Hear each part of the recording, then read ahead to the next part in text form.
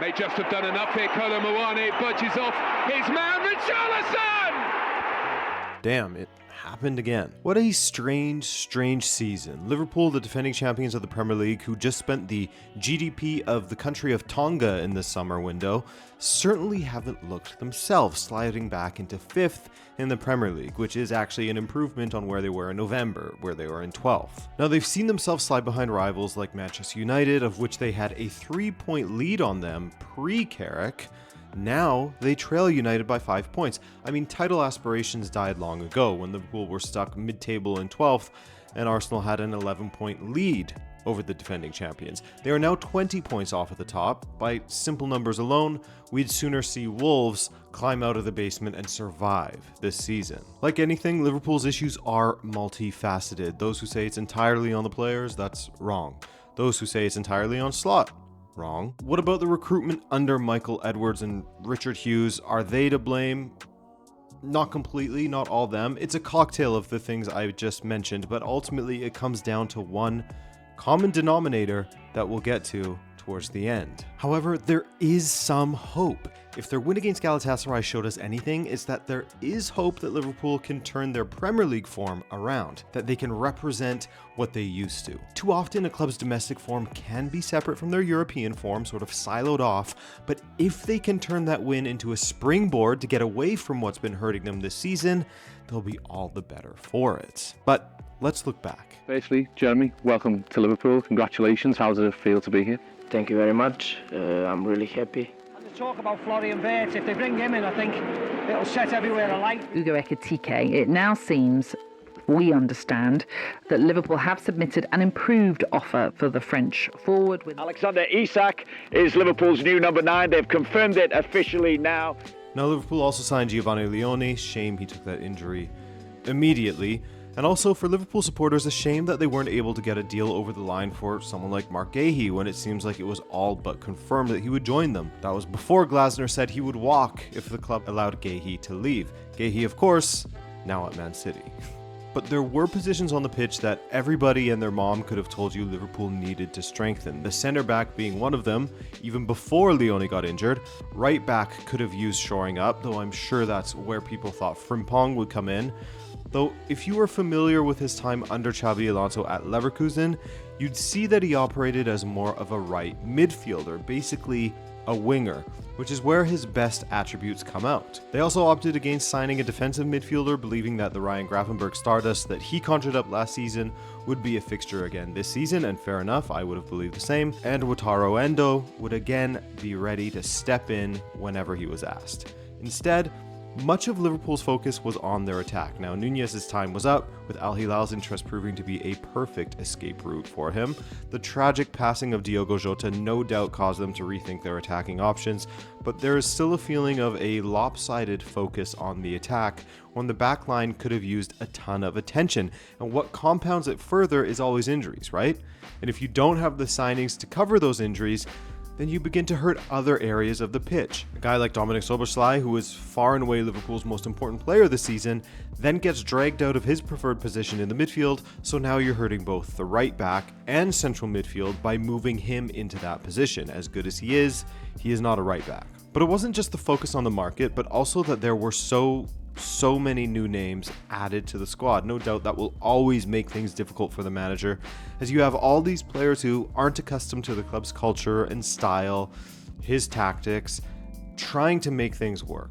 Alexis McAllister said as much when he told Sky Sports, quote, "Many things changed as I said, new players came in to replace those who left, we changed too many things, but I prefer to keep it to myself." One of those changes being the sale of Luis Diaz. Yes, a great transfer fee was received for a 28-year-old player, but a huge loss when it comes to Liverpool's pressing without the ball and danger in the attack with the ball. And then you have another issue which is highly debated as to whether it's part of the problem or a symptom of the problem. The old guard not looking like themselves. Now you've got to say it quietly because Some don't want to acknowledge it, but Virgil van Dijk is 34 years old now, turning 35 in the summer, and like it or not, he is not playing like the Van Dijk he once was, and it only makes sense. He's 34 years old. He's not bulletproof anymore. It's the natural life cycle of an athlete. Even in this state, I think he still has it in him to be a top defender in the league, but seeing Richarlison being able to outmuscle him enough to get a shot off was surreal. Richarlison isn't a twig by any means, but we're talking about a defender who at times it felt like there was nobody in the world that could best him in a duel. Then you have the man who has played to his left at the best times in Liverpool's recent history, Andy Robertson. He started to show signs of decline previously, not just this season, and he still isn't the same as he used to be at 32 years old now, but even in this state, Liverpool supporters were calling for him to start again when Kerkez was having trouble adapting to life beside Big Verge. When you have to choose between a Robertson who was having trouble reaching his former levels or a guy who looked at times rattled, you know things aren't great. Now, there are arguments to be made that Robertson and Van Dijk are suffering due to system issues that leave them exposed. You can make that argument, and it's one that's been made for the next guy quite a bit as well. والقصة لسه مستمرة.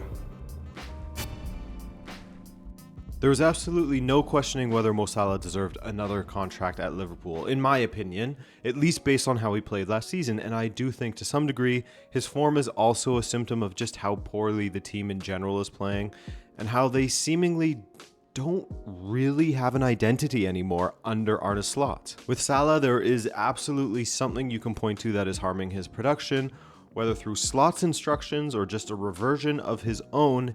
He's playing far wider and further from the box, not getting in it as often, as you can see from these two heat maps. In his 24-25 heat map, you can see that he was in the box far more often, getting touches in the box far more often, whereas with the 25-26 heat map, you can see that he isn't getting into the box nearly as much as he did in the previous season. However, don't let anyone ever tell you that two things cannot be true, because they absolutely can.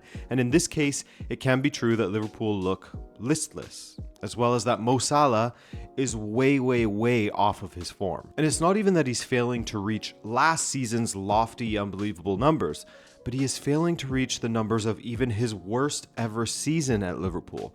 This season, he has 5 goals in the Premier League. 5.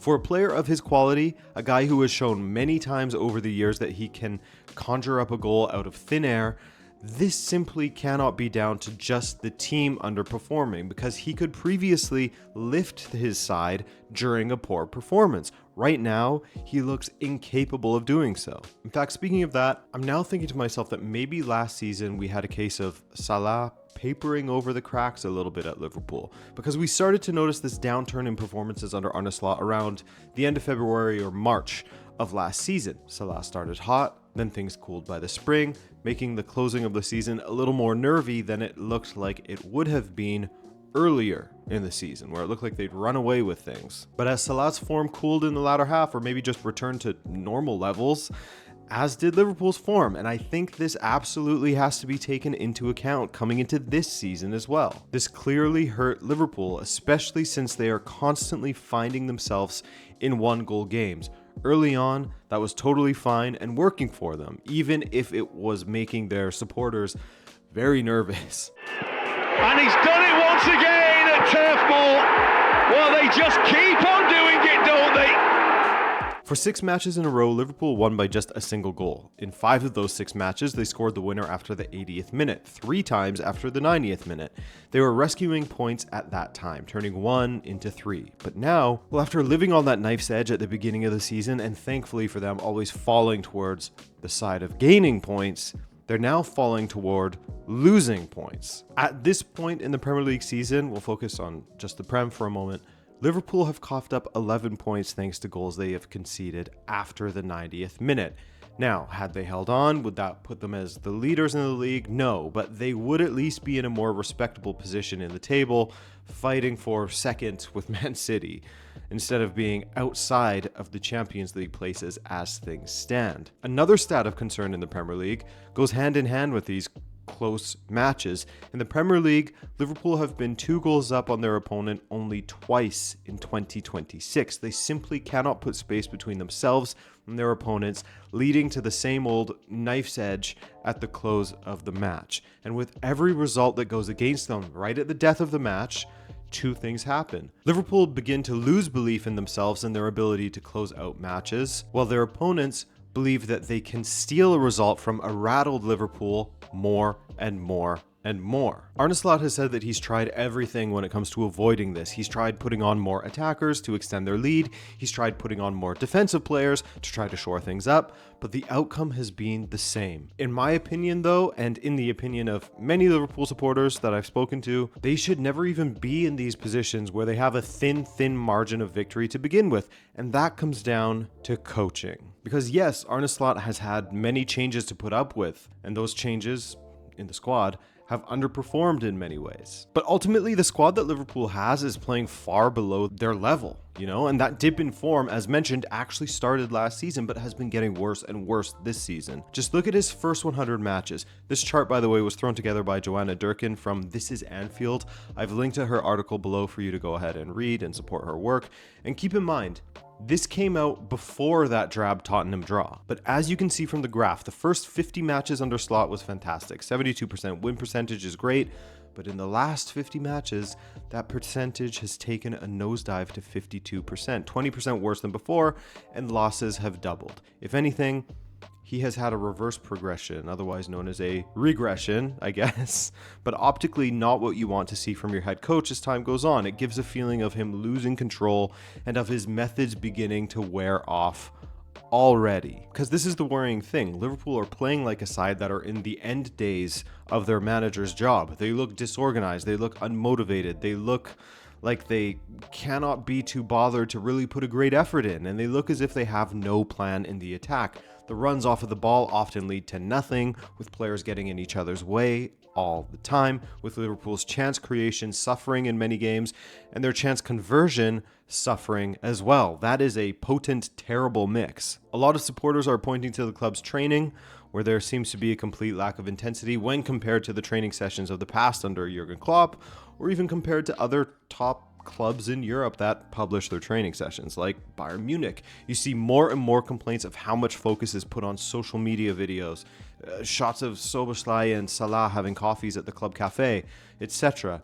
Now, none of these things are necessarily events or initiatives that will sink a club and that always equate to poor form, not at all. But when the form is poor, and you see a lack of intensity, an uptick in social media videos with the players, an uptick in days off for the players this season, which has been huge, and a drop in performances, it's hard to separate all of them from each other because it shows in their performances, where Liverpool's winning the ball back deeper and deeper as seasons go on. And this season in particular, winning it back in the final third is at a very low point. Just look at this graph from The Athletic. This is from a few months ago, but you can see that during the 22-23 season, they had a major dip in ball recoveries in the final third, and this coincided with a string of poor results mid-season. They ended the season very well, ball recoveries also were up. In general, you can see a correlation with how often they are winning the ball up the pitch and positive results. If you look at last season, there was a dip at the end that goes with the eye test